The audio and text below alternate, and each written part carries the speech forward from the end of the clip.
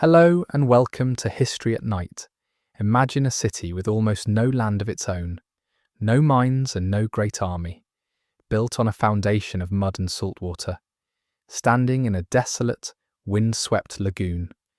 By all logic, this city should never have survived, let alone thrived.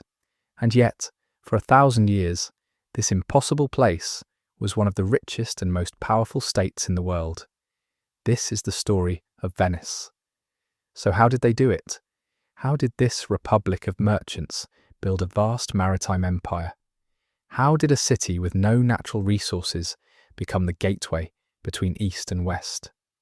Tonight, we will tell the epic story of the Venetian Republic, La Serenissima.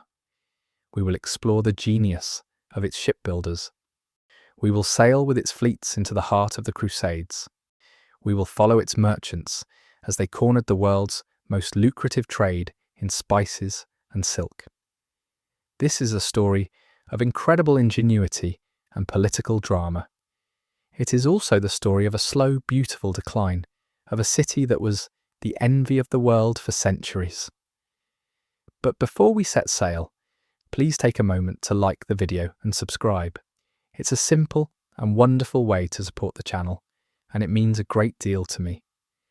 I'm also always curious to know where in the world and at what time you're joining me tonight, so I'd really love to hear from you in the comments. And now settle in. Let the noise of the modern world fade away, and let us travel back to a time of marble palaces, silent gondolas, and the scent of Eastern spices. The story of Venice begins not with a grand design, but with a desperate flight. In the 5th century AD, the mighty Western Roman Empire was crumbling. The prosperous world of northern Italy was being torn apart by barbarian invasions. The most terrifying of these were the Huns, who swept down from the east under their leader Attila, leaving ruin in their wake. As their cities burned, the Roman citizens of the region, the Veneti, had to flee for their lives. They sought refuge in the one place a horse-mounted army could not follow. This was the vast and desolate lagoon on the coast of the Adriatic Sea. It was not a paradise. It was a hostile maze of mudflats, saltwater marshes, and small shifting islands. But it offered one singular virtue: safety. The shallow, confusing waterways were a natural fortress. The first Venetians were refugees. They were fishermen, salt pan workers, and farmers who had lost everything. On these small, muddy islands, they began to build a new kind of settlement. Their new community was based not on the soil of the earth, but on the salt of the sea. But how do you build a city of stone on a foundation of mud? The Venetians developed an ingenious method. They drove thousands of long, sharpened wooden piles deep through the soft mud. They pushed them down until they hit a layer of hard-packed clay below. This created a dense, underwater forest, a solid and stable foundation. On top of these pilings, they would lay thick platforms of timber. Only then could they begin to construct the stone foundations of their houses, churches, and palaces. They were, quite literally, building a city on top of an upside-down forest. This unique and challenging environment forged a new kind of people. Their roads were canals. Their wagons were boats. Their lives became oriented entirely towards the sea. This daily struggle with the water taught them pragmatism and resourcefulness. The city that was born from fear was not destined to remain a humble refuge. It was poised to use its unique position to become a power in its own right. As the small settlements of the lagoon grew into a single, thriving city, the Venetians faced a new challenge. They were officially part of the distant Byzantine Empire, but in reality, they were independent. They needed a leader to unite them. However, their history was one of fleeing the brutal tyrants and warring lords of the mainland. Their deepest fear was recreating the very system of one-man rule that they had escaped. Their solution to this dilemma was a political masterpiece, a system of government that would ensure their stability for 1,000 years. In the 8th century, they created the office of the Doge. The title came from the Latin word dux, meaning leader.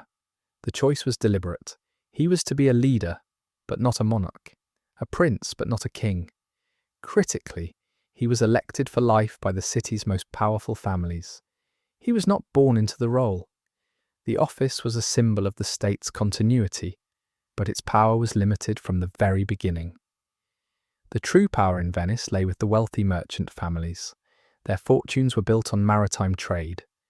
Their greatest fear was that an ambitious Doge could seize absolute power. A single ruler could create a hereditary dynasty, disrupting the commercial enterprise of the city for his own personal glory. The entire Venetian political system, therefore, evolved into a complex and ingenious machine designed to prevent this. The government was a republic, but it was not a democracy. It was a rigid merchant oligarchy. The foundation of this system was the Great Council. This was an assembly made up of the members of all the noble families of Venice. The Great Council was the ultimate source of authority. It elected the members of all the other, smaller councils that ran the city. The Doge himself became a kind of constitutional monarch, bound by an elaborate oath of office. The checks on his power were almost paranoid in their thoroughness. He could not name his own successor. His sons were forbidden from holding public office during his reign. His official mail had to be opened and read by state censors before he was allowed to see it. He could not even leave the city of Venice without the permission of his own councils. To further protect the state from internal threats, the Venetians created one of history's most famous and feared institutions, the Council of Ten. This was a small secretive committee that acted as a state security service. It was tasked with rooting out treason and conspiracies. Its agents were everywhere. Citizens were encouraged to anonymously denounce their neighbours by slipping messages into stone letterboxes placed around the city, the infamous Bocche di Leone, or lion's mouths. The Venetian system was a paradox. It was a republic built on a foundation of profound, institutionalized mistrust. Yet this complex web of checks and balances was incredibly successful. While the rest of Europe was constantly torn apart by the ambitions of feudal kings, Venice enjoyed a stability that was the envy of the world. This stability allowed it to focus its entire energy on a single passion: the accumulation of wealth and the building of a great maritime empire. For the first few centuries of its existence, Venice was not fully independent. It lived in the long shadow of the greatest power in the Christian world, the Byzantine Empire. This was the Eastern Roman Empire. It ruled from its magnificent and fabulously wealthy capital, Constantinople. Venice was officially a Byzantine duchy. It was a distant and semi-autonomous province, a small part of a vast and ancient empire. This connection shaped the city's early character. Venice was a city of two worlds. It was geographically in the west, but its culture, art, and politics all looked to the east. The breathtaking golden mosaics that began to adorn St. Mark's Basilica were created by Byzantine masters, or in the Byzantine style. This deep connection to Constantinople gave the Venetians unique access to the most sophisticated markets and trade routes in the world. The Venetians were shrewd and pragmatic subjects. They used their relationship with the empire to their own advantage. Their growing navy, the best in the region, often served as a mercenary fleet for the Byzantine emperor. The emperor frequently needed help to fight off Norman and Arab threats in the Mediterranean. Venice provided this vital naval support, but it always came at a price. The most important payment came in the year 1082. The Byzantine emperor, Alexios I Komnenos, was desperate for Venetian help against an invasion. In return for the service of their fleet, he issued an imperial decree known as a Golden Bull. This decree granted Venetian merchants staggering trading privileges throughout the Byzantine Empire. They were allowed to trade completely tax-free in most of the empire's major ports, including Constantinople itself. They were even given their own district and docks in the capital. This was a massive economic coup for Venice. It gave them a huge competitive advantage over their rivals, like Genoa and Pisa. But it also slowly began to cripple the Byzantine economy. The empire was now deprived of huge amounts of tax revenue. The relationship began to change. The Venetian servants were now becoming richer and more powerful than their Byzantine masters. Over the next century, this imbalance led to growing tension and resentment. The people of Constantinople grew to hate the arrogant and wealthy Venetian merchants, who now dominated their city's commerce.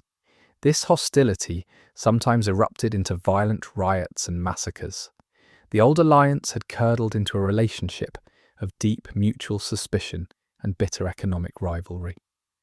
By the end of the 12th century, the bond was completely broken.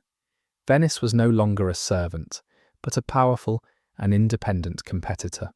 The Venetians saw the weakening Byzantine Empire as both a commercial threat and an immense opportunity for plunder.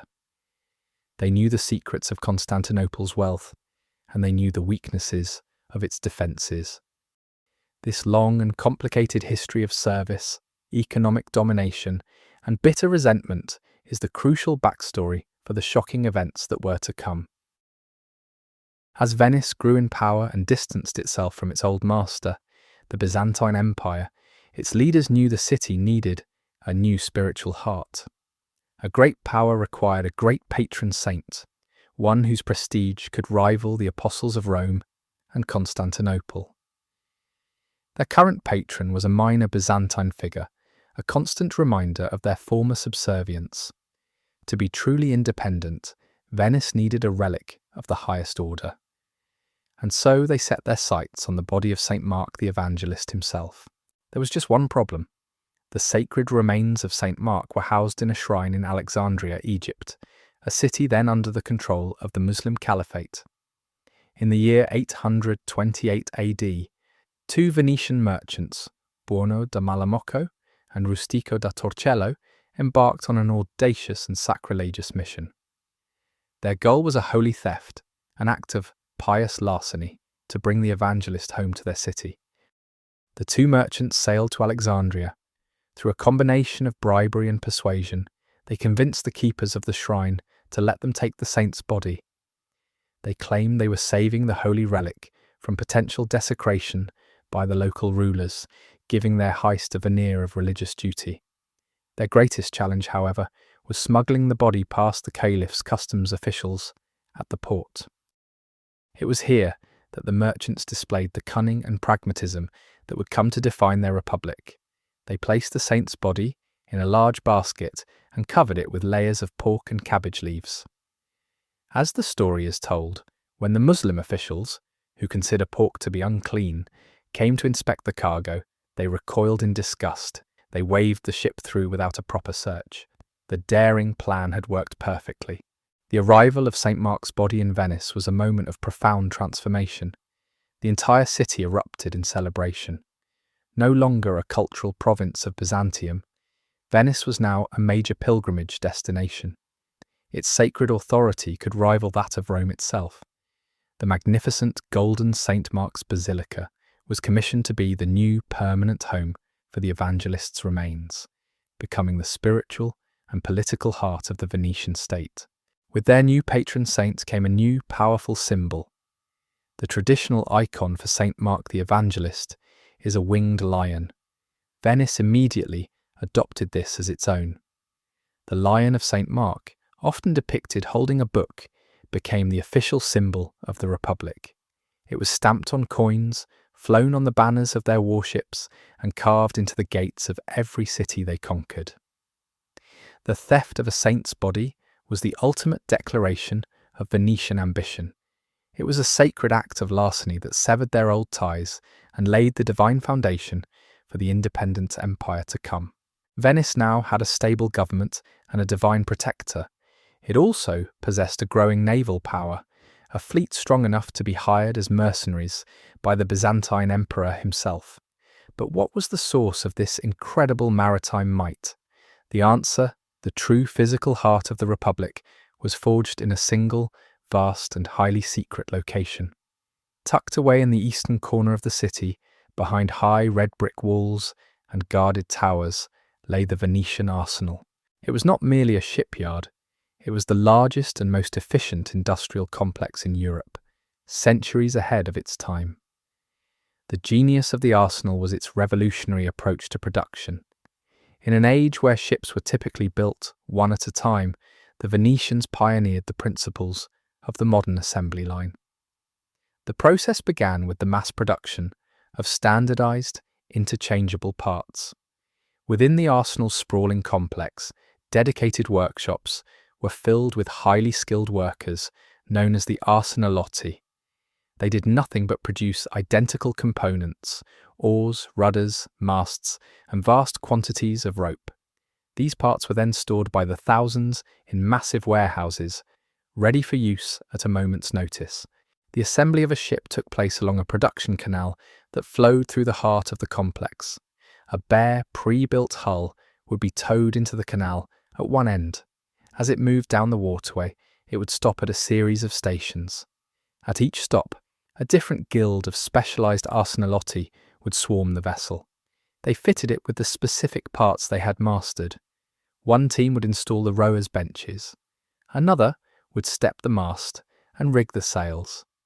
In the final stages, the ship would be armed, first with crossbows, and later with the powerful new technology of cannons, cast in the arsenal's own foundries. This system was so astonishingly efficient that it was said a visiting dignitary, in a famous demonstration, witnessed a new war galley being fully assembled and armed in the time it took him to eat a leisurely dinner. At the peak of its power, Venice could outfit and launch a fully equipped warship in a single day. This incredible speed gave the Republic a strategic advantage that no rival could match. In times of war, they could generate a massive fleet almost instantly, stunning their enemies with the sheer scale and speed of their mobilization. The arsenalotti who worked here were an elite and privileged class. They were state employees with guaranteed lifelong jobs, pensions, and even housing for their families. In return for this security, they were fiercely loyal and sworn to secrecy. They were the guardians of the state's most vital military and industrial secrets. The arsenal was a fortress, not just against enemy fleets, but against the prying eyes of rival powers desperate to steal the secrets of Venice's industrial might. The arsenal was far more than a shipyard. It was the physical manifestation of Venetian ingenuity and pragmatism. It was the factory that allowed a small city, built on mud and salt water, to project immense naval force across the Mediterranean. The political stability of the Doge's palace provided the will, but the industrial might of the arsenal provided the weapon. The power forged in the dark halls of the arsenal was put on magnificent display for the entire world to see. This happened on one special day each year, the Feast of the Ascension. On this day, the city celebrated its most important and unique state ceremony. It was a ritual that perfectly captured the soul of the Republic. It was called the Marriage to the Sea. The centerpiece of the festival was the Doge's state barge, the Bucentaur. This was no war galley. It was a floating palace, a breathtaking masterpiece of Venetian craftsmanship. The ship was immense, a double-decked vessel, propelled by the arsenal's most skilled oarsmen. Its entire surface was covered in elaborate mythical carvings, all heavily gilded with pure gold leaf. When the Bucentaur was brought out of its special shelter, it was said to look like a golden mountain floating on the water. On the morning of the festival, the Doge would board the Bucentaur. He was dressed in his finest ceremonial robes, along with the highest officials and foreign ambassadors. From there, he led a grand procession of hundreds of boats out into the lagoon. It was a spectacle of incredible pomp and civic pride. The entire city would turn out to watch the golden barge, followed by a flotilla of brightly decorated gondolas and private yachts. The air filled with music, the pealing of church bells, and the cheers of the Venetian people. The procession's destination was the Lido Inlet. This was the point where the calm waters of the lagoon meet the open expanse of the Adriatic Sea. Here, the flotilla would fall silent, and the Doge would perform the ancient and sacred ritual. He would take a consecrated golden ring. He held it aloft for all to see. Then he would recite the solemn, unchangeable Latin vow desponsamus te mare in signum veri perpetuique domini, which means, we marry you, our sea, as a sign of true and perpetual dominion. With those words he would drop the golden ring into the waves. The act was a yearly renewal of the sacred contract at the heart of the city's existence. It was a prayer for the safety of their sailors and the prosperity of their trade. But it was also a powerful statement of political reality. It declared to the world that the Adriatic was Venice's territory. It announced that the sea was their private highway and that they were its undisputed master. For the Venetians, this was no mere metaphor. Their city was born from the water, protected by the water, and made rich by the water. The sea was their farm, their fortress, and their entire reason for being. To be married to the sea was to state the fundamental truth of their world. This magnificent ceremony was the ultimate expression of the Venetian soul. It was a golden spectacle that proclaimed the source of all their power and glory. At the dawn of the 13th century, Pope Innocent III declared the Fourth Crusade, a new holy war to sail to the Holy Land and reclaim Jerusalem. The feudal lords of France and the Holy Roman Empire answered the call. They assembled a magnificent army of knights and soldiers. But to strike at the heart of Muslim power in Egypt, they needed a fleet. There was only one city in the world that could provide it, Venice. The leader of Venice at this time was one of the most remarkable figures of the Middle Ages. His name was Doge Enrico Dandolo. He was an old man, well into his 90s, and he was blind. Yet his mind was as sharp as any man half his age, and his ambition for the glory of Venice was boundless. The Crusader envoys arrived and made their request. They needed a fleet to transport 33,000 men and 4,500 horses. Dandolo and the Venetians drove a hard bargain. They agreed to suspend all their normal commercial activities for over a year. They would dedicate the entire industrial might of the arsenal to this one massive project. The price for this service was a staggering 85,000 silver marks. The Crusaders agreed, and Venice went to work. In the summer of 1202, the Crusader army arrived at the Lido of Venice. A crisis immediately erupted. The army was far smaller than promised. Thousands of knights had taken different routes or dropped out. As a result, they could only pay a fraction of the enormous agreed-upon price. The situation was a disaster for both sides. A massive armed foreign army was now trapped on an island in the lagoon, unable to fulfill its holy vow. And Venice was on the brink of bankruptcy, its expensive new fleet sitting idle in the harbour. It was in this moment of crisis that the blind Doge Dandolo revealed his cunning genius. He made a proposal to the desperate Crusaders. They could, he suggested, pay off the rest of their debt, not in silver, but in service. Their first target, he announced, would not be Egypt. It would be the Christian city of Zara, a trading rival of Venice on the Dalmatian coast. The Crusaders were aghast. They had taken a sacred oath to fight the enemies of Christ.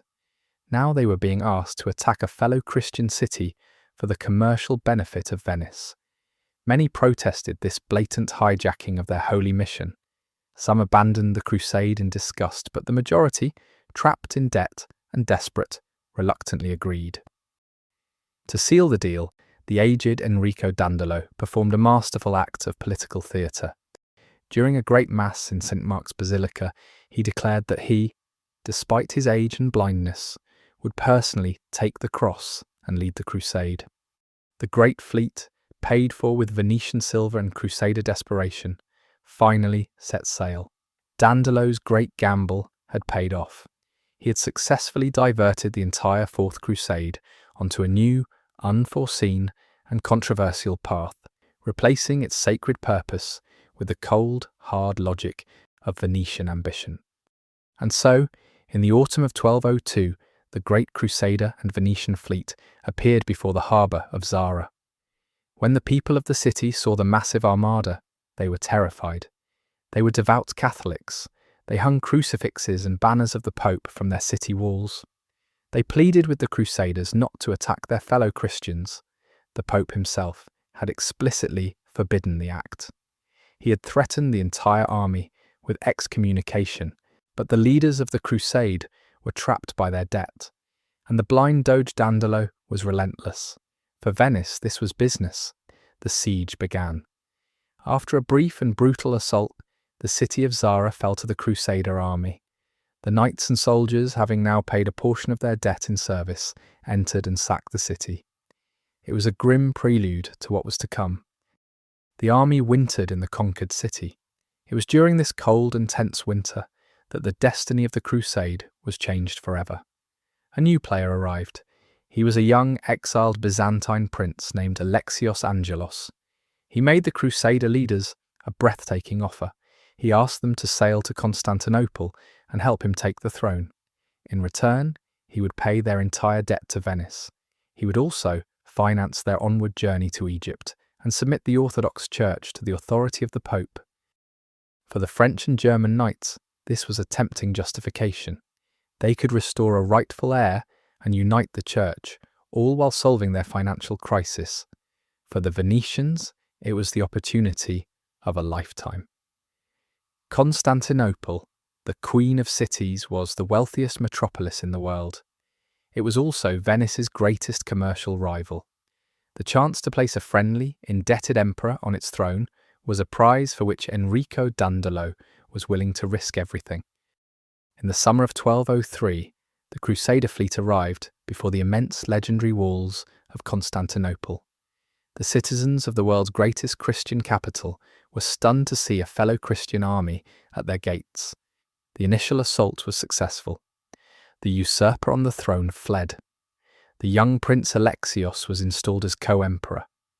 But the triumph was short-lived. The new emperor quickly discovered that the city's treasury was empty. He was unable to pay the vast sums he had promised. Tensions exploded. The Crusader army, camped outside the walls, felt betrayed. They watched as a popular uprising overthrew their puppet emperor, who was brutally murdered. With no hope of payment, the Crusaders made a fateful decision. They would take their payment by force. In April of 1204, they unleashed a full-scale assault. The Venetian fleet played a crucial role. Their ships acted as floating siege towers, allowing them to storm the sea walls. After a desperate battle, the defences were breached. The Crusader army poured into the wealthiest city in Christendom. What followed was one of the most shameful events in medieval history. It was the Great Sack of Constantinople. For 3 days, the city was subjected to an orgy of looting, destruction, and murder. Palaces and churches were stripped of their priceless holy relics and ancient treasures. The great library was burned. Magnificent bronze statues were torn down and melted for coin. Venice played a shrewd and calculated game in the division of the spoils. The French knights took land, but Venice took the prizes that mattered most for a maritime empire. They looted the famous 4 bronze horses, a future symbol for St. Mark's Basilica. They took control of 3/8 of Constantinople itself, and they claimed a string of strategic ports and islands throughout the Byzantine Empire, including the crucial island of Crete. The Fourth Crusade never reached the Holy Land. It had, instead, shattered the ancient Christian Byzantine Empire. It had also enriched Venice beyond its wildest dreams. With the wealth of Constantinople in their vaults and its most strategic ports under their control, Venice was no longer just a powerful city-state. It was now a true empire, the undisputed master of the Eastern Mediterranean. In the chaotic aftermath of the sack of Constantinople, the French and German Crusader lords scrambled to carve out feudal kingdoms for themselves. They claimed vast tracts of land from the fallen Byzantine Empire. The Venetians, however, played a much more calculated and strategic game. They had no interest in governing large, rebellious inland populations or managing feudal estates. Their ambition was not for land, it was for the sea itself. From the spoils of the fallen empire, they meticulously crafted a new kind of empire, one perfectly suited to a republic of merchants, the Stato de Mar, the state of the sea. While the other crusaders claimed their share in territory, Venice claimed its share in trade routes. Their strategy was to create a long, unbroken chain of fortified ports and islands that would act as stepping stones. It was a maritime highway stretching all the way from the Venetian lagoon to the Black Sea. It was a string of pearls, where each pearl was a strategic harbour, a naval base, and a commercial outpost. This would guarantee the safety and supremacy of Venetian shipping. From the partition of the Byzantine Empire, Venice acquired a series of key locations. They secured the most important ports along the coast of Greece. They took control of the Cyclades Islands in the Aegean, but their greatest prize was the massive and strategically vital island of Crete. Known to the Venetians as the Kingdom of Candia, Crete became their most important overseas colony. Its position allowed them to dominate the shipping lanes of the entire eastern Mediterranean. It served as a crucial naval base and a source of valuable goods for centuries. This was not an empire of settlement, it was a commercial and military machine. Each island and port in the Stato da Mar served a specific purpose. They were safe harbours where Venetian merchant galleys could rest, resupply, and shelter from storms and pirates. They were naval stations where squadrons of Venetian warships could be based. This allowed them to police the sea lanes and project power far from home. And they were commercial centres where Venetian merchants would collect local goods to be funneled back to the markets of Venice. Life in these colonies was typically overseen by a Venetian governor. He was a nobleman sent from the city to rule over the local, mostly Greek, population. It was often a pragmatic, business-like form of rule. It was more concerned with collecting taxes and ensuring the smooth flow of trade than with changing the local culture. The Stato da Mar was the ultimate expression of the Venetian worldview. It was an empire designed by merchants for merchants. Every island and every harbour was chosen not for its size but for its strategic and commercial value. This network of naval bases and trading posts was the hardened skeleton that supported their vast commercial body. It allowed them to control the flow of wealth from the east back to the heart of their city, with unparalleled efficiency and security. They had built their city on the water, and now they had built their empire on it as well. The Venetian empire of ports and islands was designed to funnel the riches of the east to the west. But one Venetian's journey went far deeper, beyond the familiar trade routes, to the very source of those riches. His name was Marco Polo, and his story would become the most famous travelogue in history. The adventure began in 1271. Marco, then just a 17-year-old boy, set out from Venice with his father and uncle. They were merchants, and this was an ambitious trading mission. Their journey was not a swift voyage by sea, but a long, arduous trek overland, following the legendary network of paths known as the Silk Road.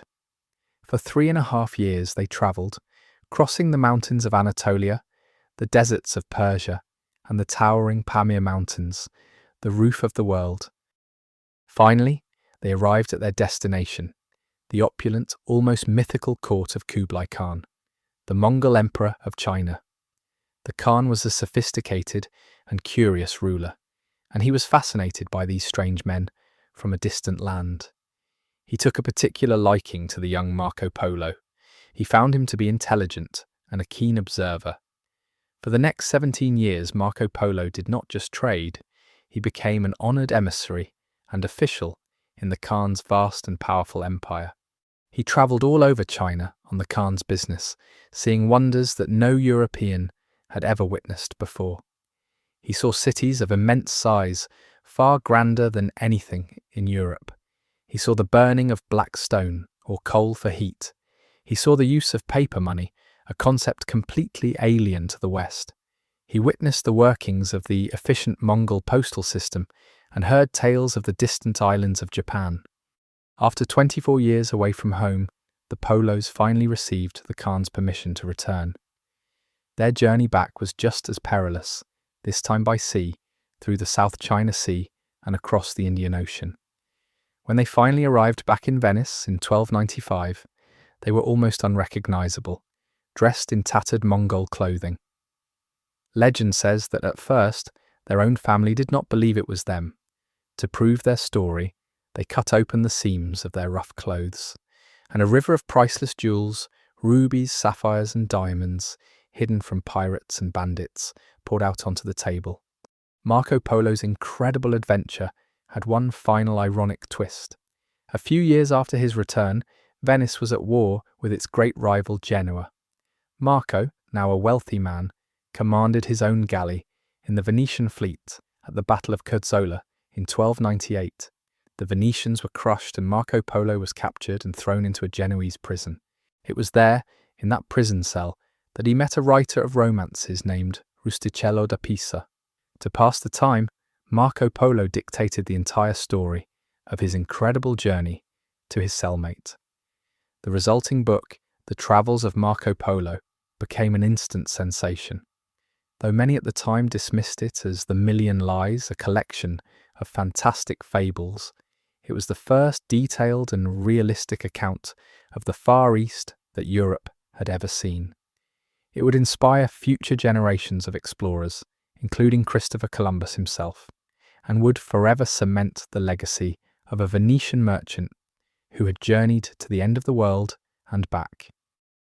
Venice had built an empire, and its merchants, like Marco Polo, had journeyed to the ends of the earth. But the great rivalry with Genoa, their powerful twin, on the other side of Italy, was not yet settled. One final brutal war was needed to decide the true master of the Mediterranean. This was the War of Chioggia, the last and most desperate struggle between the two lions of the sea. The war began in 1378. In a brilliant and daring move, the Genoese fleet achieved what no enemy had ever done before. They sailed into the Venetian lagoon itself. They smashed through the city's outer defences and captured the strategic port of Chioggia at the southern end of the lagoon. For the first time in its history, Venice was directly threatened, its own waterways occupied by a hostile fleet. This was the Republic's darkest hour. The enemy was at the very gates of the city. The Genoese fleet established a blockade, cutting Venice off from the sea, its only source of food and wealth. The city began to starve. The Genoese admiral, full of confidence, sent a message to the Venetian Doge. He declared he would not grant peace until he had tamed the Lion of St. Mark itself, a promise of total conquest. In this moment of desperation, the Venetians mounted one of the most remarkable comebacks in naval history. They rallied every ship and every man they had left. They freed their best admiral, Vettor Pisani, from prison to lead them.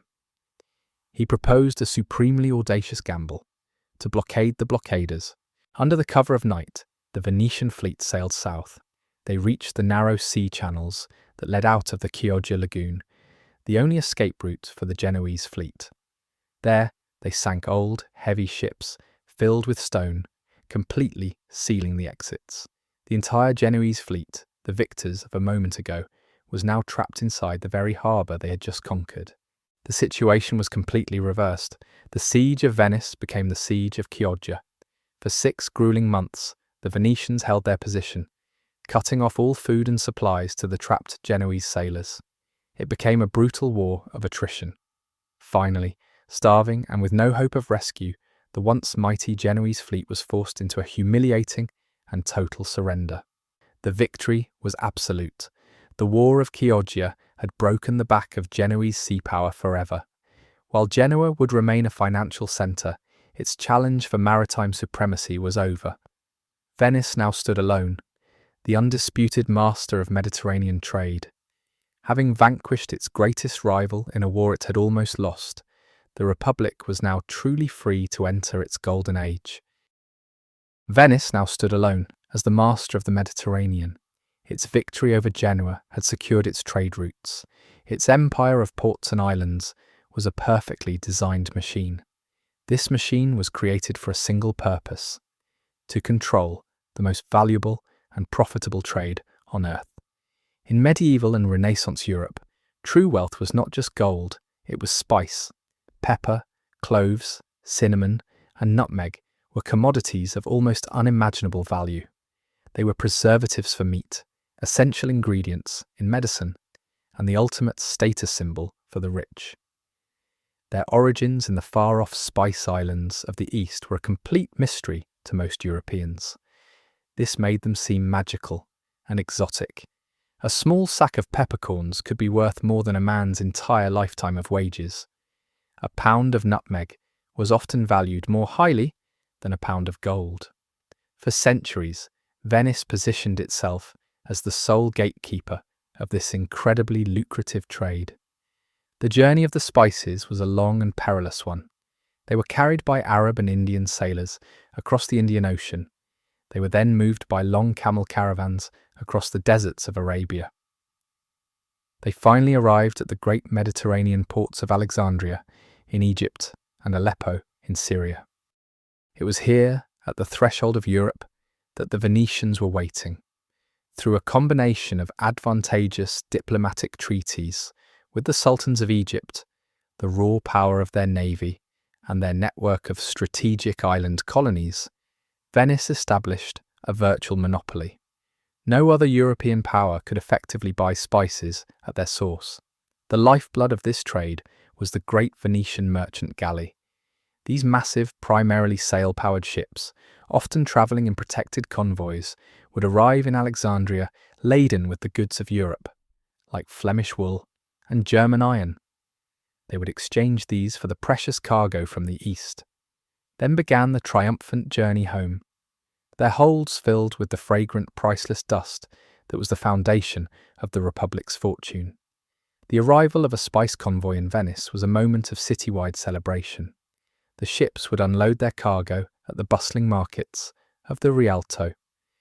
The air filled with the exotic scents of the Orient. Here, under the watchful eyes of state inspectors, every sack of pepper was weighed, taxed, and sold to the merchant houses of the city. From the warehouses of Venice, the spices were then distributed to the rest of the continent. The immense profits from this monopoly funded the splendour of the city. It paid for the magnificent marble palaces that lined the Grand Canal.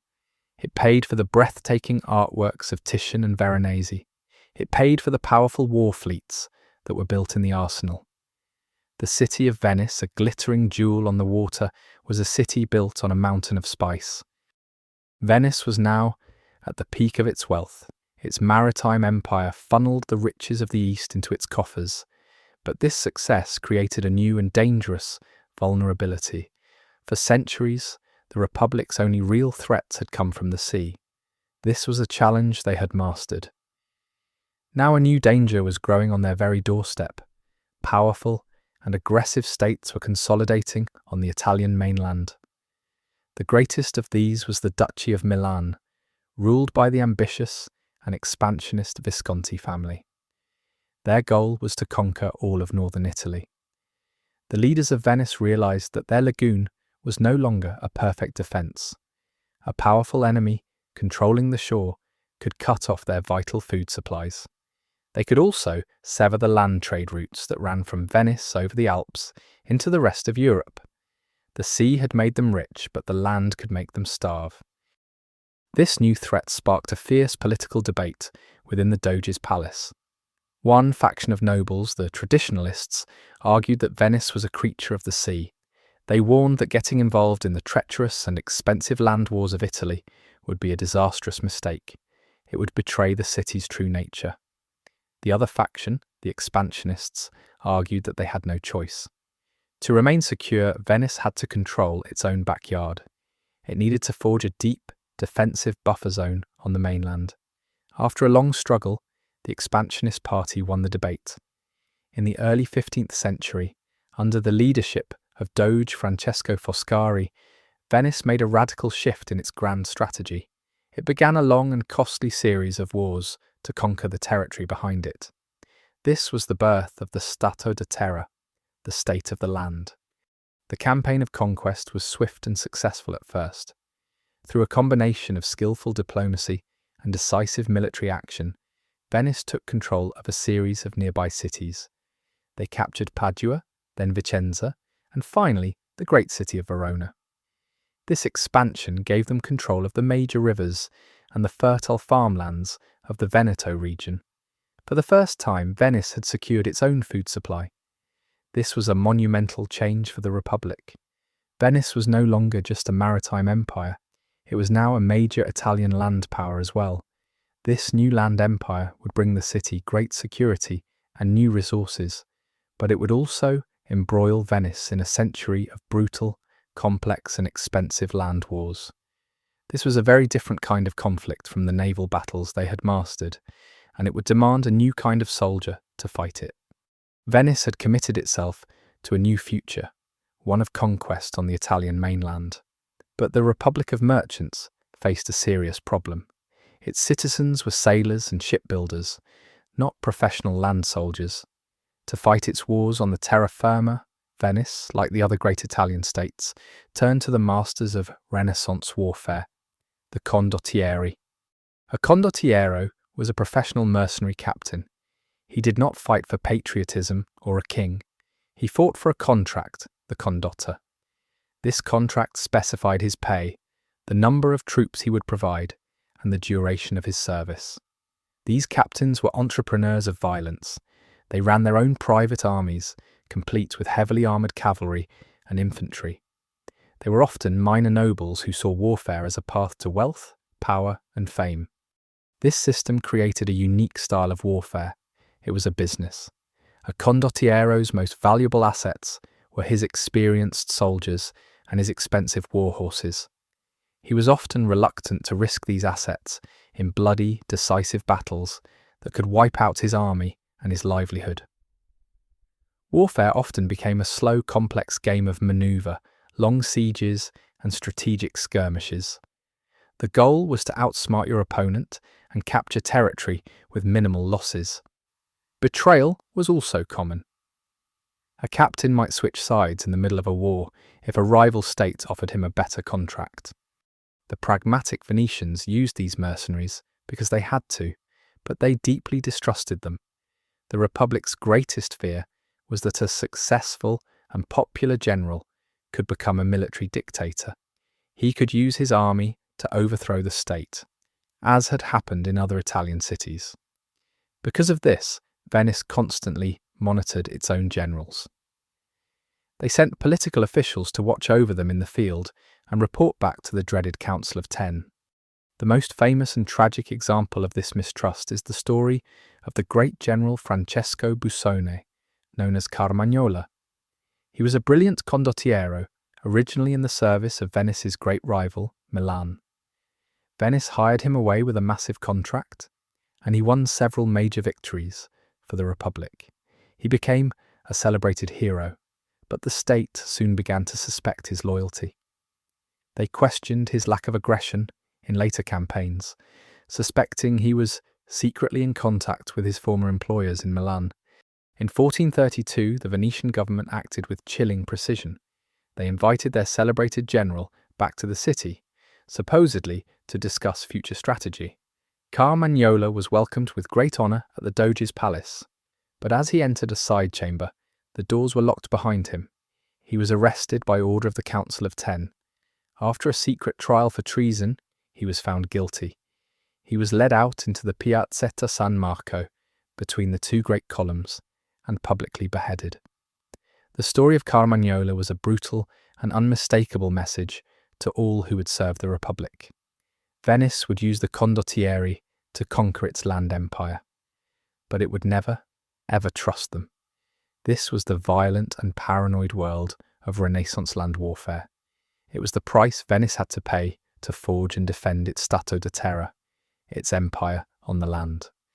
But the story of Venice is one of constant contrast. While its hired generals fought grimly on the dusty plains of Italy, the city they were protecting was being transformed by a river of gold flowing from the east.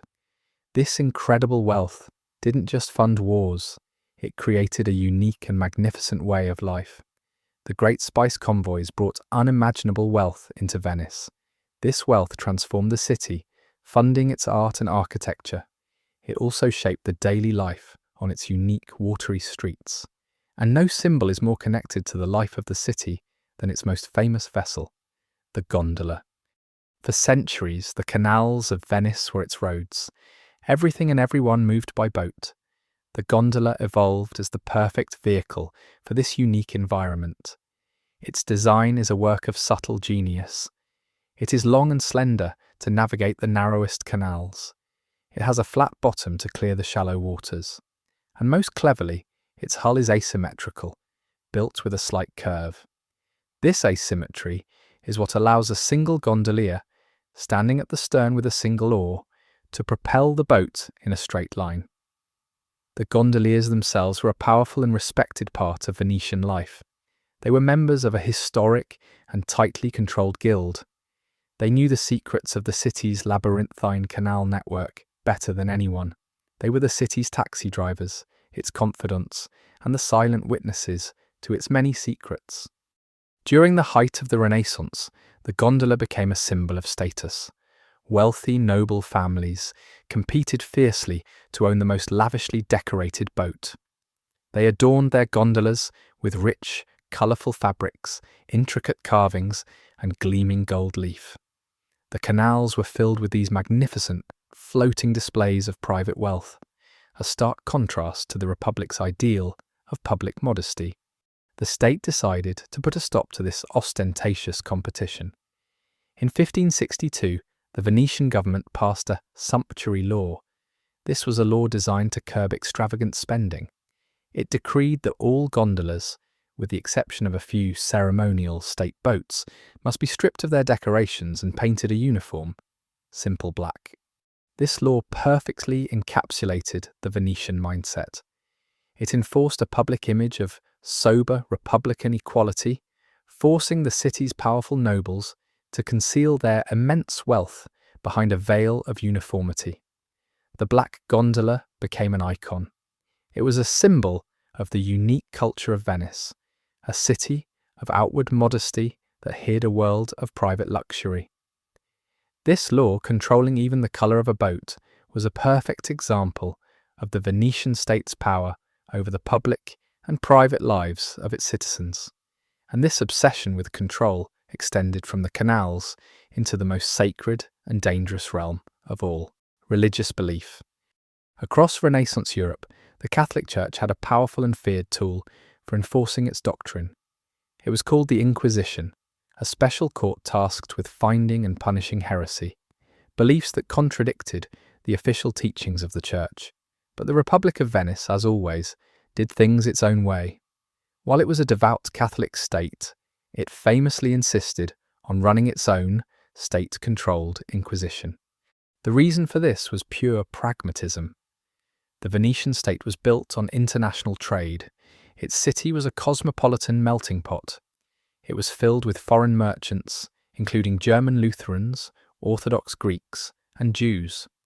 An overly zealous Rome-controlled Inquisition could have triggered diplomatic incidents. It could have disrupted the vital trade relationships that were the lifeblood of the city. For Venice, commercial stability was just as important as religious purity. The Venetian system was unique. The tribunal itself was composed of religious figures. This included the papal nuncio and the Patriarch of Venice. But there was a crucial difference. 3 lay observers were required to be present at every trial. These were Venetian noblemen, appointed by the state, known as the Savi alla Rasia. These observers had no vote in the verdict, but their presence ensured that the state monitored all proceedings. The interests of the Republic were always protected. They could suspend a trial if they felt it was politically motivated or damaging to Venice. As a result, the Venetian Inquisition was generally considered less brutal. It was more pragmatic than its counterparts in Spain or Rome.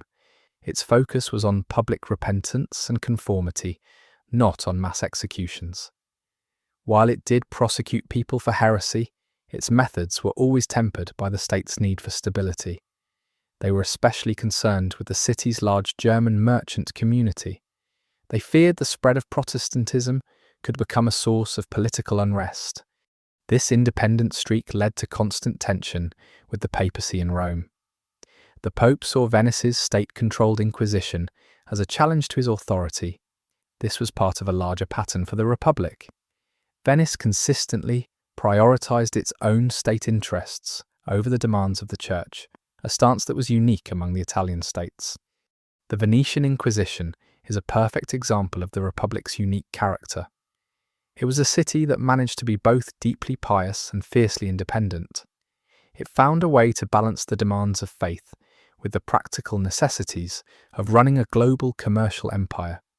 Even in the sacred and terrifying matter of heresy, the final loyalty of Venice was to the state and to the stability of the Republic. But that hard-won stability, so carefully guarded from within, was about to face its greatest ever threat from the outside. Venice's golden age of commercial supremacy was not destined to last forever. Throughout the 15th and 16th centuries, a formidable new power rose in the east, the Ottoman Empire. The fall of Constantinople to the Sultan in 1453 was a seismic shock to the Venetian world. It placed a mighty and aggressive empire in direct control of their vital trade routes to the Black Sea. What followed was a century of relentless, draining warfare. One by one, Venice's valuable ports and islands in the Aegean, its Stato da Mar, came under attack. The Republic found itself in a constant, incredibly expensive struggle to defend its maritime empire from the might of the Ottomans. This long conflict reached a breaking point in 1570.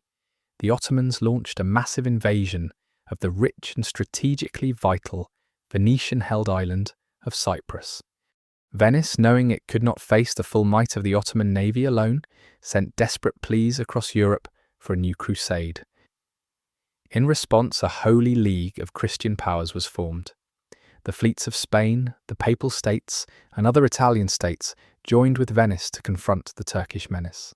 The result was the largest naval battle fought in the Western world since antiquity, the Battle of Lepanto. In the autumn of 1571, the two colossal fleets met in the Gulf of Patras off the coast of Greece. The sight must have been breathtaking. On one side, over 200 Ottoman galleys, their oars churning the sea. On the other, the combined Christian fleet of a similar size, a forest of masts and banners. This would be the last great battle in history to be fought primarily by oar-powered galleys. At the heart of the Venetian fleet were 6 revolutionary new warships. They were called galleasses. These were massive hybrid ships, taller than a normal galley. They were packed with a formidable number of cannons, acting as floating fortresses. As the battle began, the Venetian galleasses were towed in front of the main Christian line. They unleashed a devastating barrage of cannon fire. This smashed the Ottoman formation before the main fleets even clashed. What followed was a brutal, chaotic, and incredibly bloody clash. For hours, the two fleets grappled in a swirling battle. The sea was filled with the crash of ramming ships and the roar of cannons. Galleys would lock together. The fighting became a desperate, hand-to-hand struggle on the blood-slicked decks. The Christian fleet slowly gained the upper hand. Their superior firepower made the difference. Venetian and Spanish soldiers boarded the Ottoman flagship. In a climactic struggle, they captured the vessel and killed the Ottoman admiral. The sight of their admiral's banner falling sent a wave of panic through the Turkish fleet. The battle turned into a rout. The victory at Lepanto was absolute and overwhelming. The Ottoman fleet was annihilated. Thousands of Christian galley slaves were freed from their oars. News of the victory was met with ecstatic celebration across Europe. For Venice, it was a moment of immense triumph and pride. It was their last great heroic victory on the world stage. However, the triumph was short-lived. The Holy League soon fell apart due to political infighting. Venice, left to face the Ottomans alone, was eventually forced to cede the island of Cyprus in a treaty. The great victory at Lepanto was a glorious military achievement, but it could not reverse the long, slow tide of history that was now running against the Republic. The true threat to Venice's future was not an Ottoman fleet, but a new map of the world, being drawn by the daring explorers of a rival nation. At the end of the 15th century, Venice's wealth was built on its absolute monopoly on the spice trade. All of Europe had to buy its pepper and cinnamon from Venetian merchants at a high price. But for decades, the Kingdom of Portugal, under the guidance of figures like Prince Henry the Navigator, had been systematically investing in a different path. They sponsored voyages that pushed further and further down the unknown coast of Africa. They developed new, more resilient ships, like the Caravel, designed to withstand the harsh Atlantic Ocean. Their goal was singular and obsessive: to find a direct sea route to the Indies and to break the Venetian monopoly forever. In 1488, the explorer Bartolomeo Dias finally rounded the Cape of Good Hope, proving that the Indian Ocean could be reached. The path was open. A decade later, in the summer of 1497, a determined Portuguese captain named Vasco da Gama set out from Lisbon with 4 small ships to complete the mission. His journey was an epic of survival. He battled ferocious storms on the open Atlantic, lost many of his crew to scurvy, and fought his way past hostile traders in Africa who saw him as a rival. Finally, after 10 grueling months at sea, his battered fleet dropped anchor in the port of Calicut, India, in May of 1498. He had done it. For the first time, a European navigator had sailed from Europe to India. The news of da Gama's successful return travelled slowly, first as a rumour whispered in the marketplaces, then as a terrifying confirmed fact in diplomatic letters. When the news was finally made public in Venice, it was met with horror. The Venetian diarist Girolamo Priuli wrote that it was the worst news the Republic could ever have received. The far-sighted merchants of the city understood the devastating implications. Their entire economic model was now obsolete. The Portuguese could ship spices directly to Lisbon for a fraction of the cost, shattering the foundation of Venetian wealth. The Republic did not surrender its position without a fight. They tried diplomacy, attempting to forge an alliance with the Sultan of Egypt to fight the Portuguese in the Indian Ocean. They even considered one of the most audacious engineering schemes of the age, to dig a canal at Suez to get their own fleet into the Red Sea. But it was too late. The world had fundamentally changed. Venice had not been defeated in a great battle. It had simply been bypassed. The world's centre of economic gravity was shifting from the familiar waters of the Mediterranean to the vast, open expanses of the Atlantic. The Great Age of Discovery had ironically become the cause of Venice's long, slow, and irreversible decline. The foundation of Venice's immense wealth was crumbling, but the city would not collapse into ruin. Instead, faced with a world that no longer needed it as a marketplace, the Republic began a magnificent and final transformation.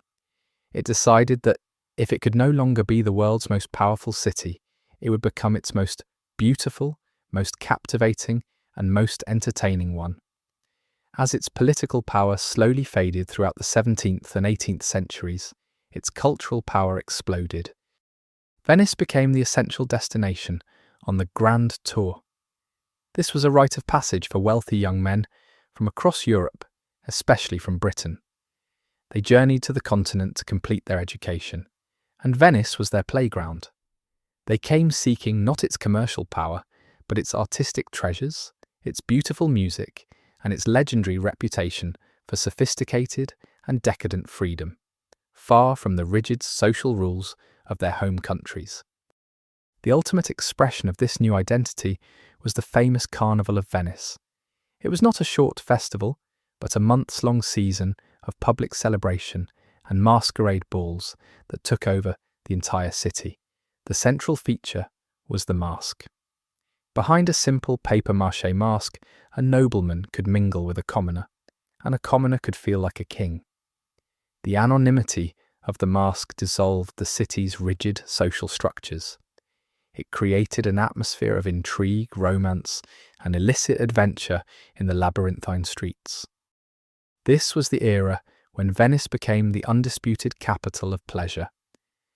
The city opened the Western world's first public and legal gambling house, the Ridotto. Here, under the watchful eyes of the state, masked aristocrats and wealthy travellers would risk entire fortunes in silent, high-stakes games of chance.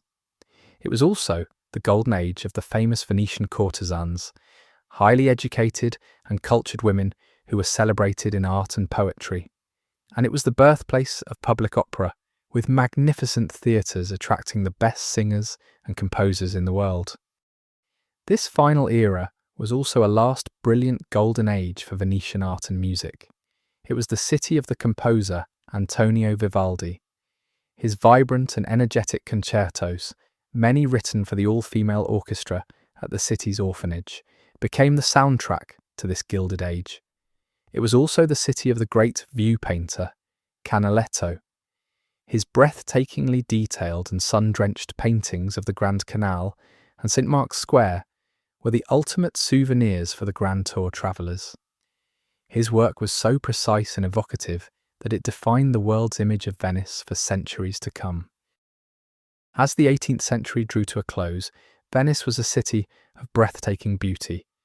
It was also a city of profound political stagnation. The Republic was a living museum, a capital of pleasure, but its military was a shadow of its former self. Its ancient oligarchic government was ill-equipped to deal with the violent new forces that were about to be unleashed upon Europe. That new force was the French Revolution. Its instrument was a brilliant and utterly ruthless young general named Napoleon Bonaparte. In 1796, Napoleon's revolutionary army swept into northern Italy. It shattered the old Austrian-led order in a series of lightning-fast victories. The Republic of Venice, clinging to its long-held tradition of neutrality, desperately tried to stay out of the conflict. But in this new age of revolutionary warfare, there was no room for neutrality. Napoleon, having conquered the surrounding lands, accused Venice of being secretly hostile to France. He marched his armies to the very edge of the lagoon. For the first time in over 1,000 years, a hostile army stood at the shores of Venice. Napoleon issued a stark ultimatum to the Doge and the Great Council. They must dissolve their ancient government and establish a new, democratic municipality aligned with France. If they refused, his army would be an Attila for the Venetian state. The threat was clear: surrender or face total destruction. The final agonizing debate took place within the Doge's palace. The ruling families of Venice were assembled in the Great Council chamber. Their faces were pale with fear. They knew the reality of their situation. Their small army was no match for Napoleon's hardened veterans. Their city was indefensible against modern artillery placed on the shore. They were faced with an impossible choice. They could make a heroic but suicidal last stand, which would see their magnificent city burned and looted, or they could accept a quiet, humiliating surrender that might at least preserve Venice itself. On May 12, 1797, the last Doge of Venice, Ludovico Manin, addressed the council with tears in his eyes. He told them that the Republic was finished. He urged them to accept the French terms. As the vote was being taken, the sound of a few musket shots from outside sent a wave of panic through the chamber. Believing a revolt had begun, or that the French were already attacking, the noblemen voted in a rushed and undignified scramble. The 1,000-year-old Republic of Venice did not end with a roar of defiance. It ended with a whimper of fear. The final moments were filled with a profound and quiet sadness. Doge Ludovico Manin returned to his private apartments. He removed his ducal cap, the corona ducale, and handed it to his servant, saying simply, "Take it, I shall not be needing it again." A few days later, French troops entered St. Mark's Square, the first time a foreign army had ever occupied the city. They looted its treasures.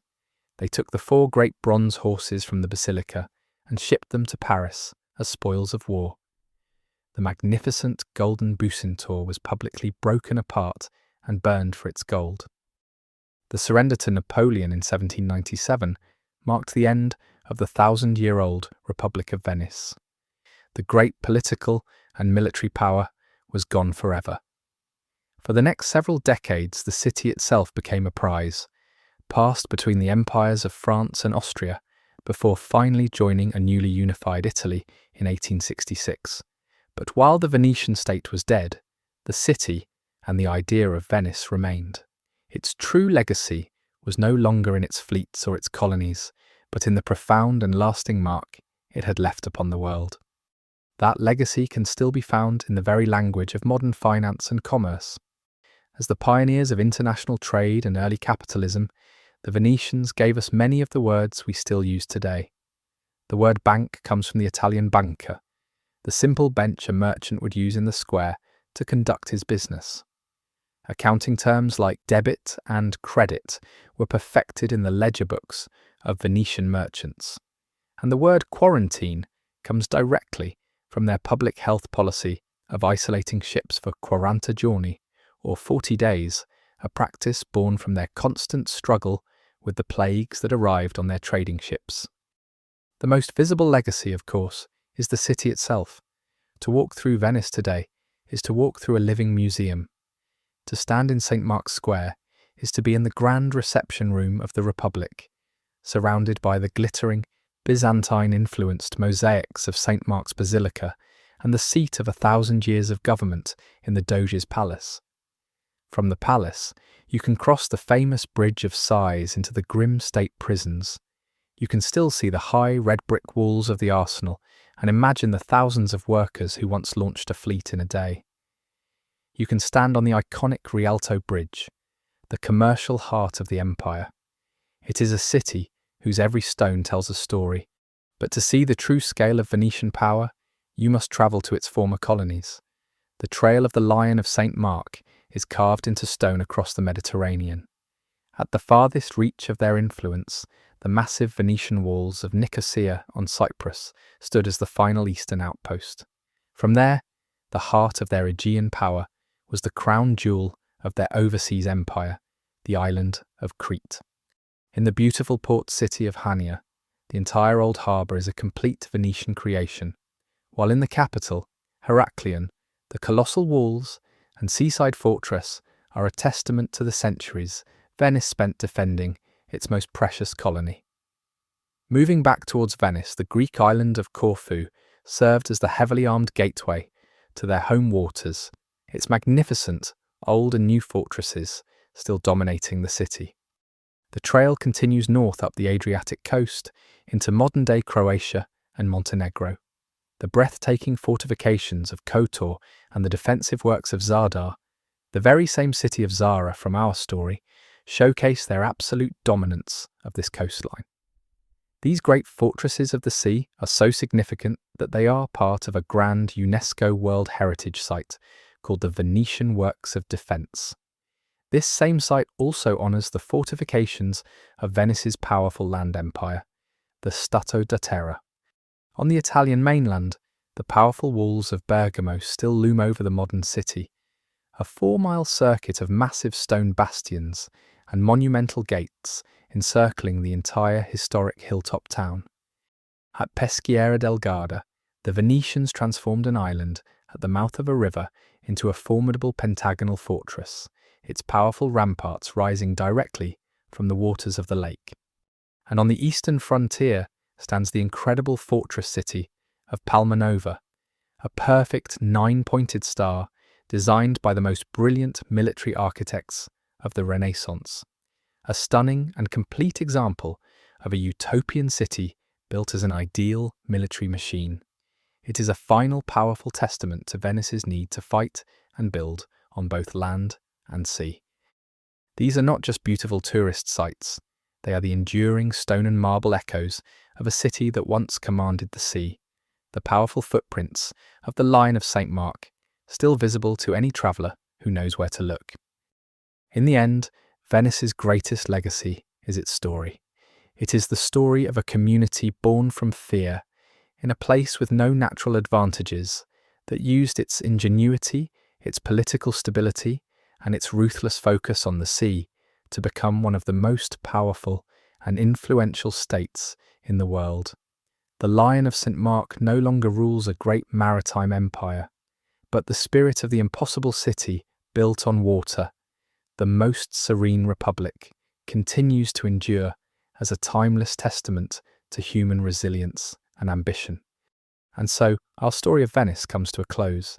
It has been a true pleasure to be your guide through the history of this unique and beautiful republic. Thank you for listening. Until our next journey into the past, I wish you a calm and peaceful night.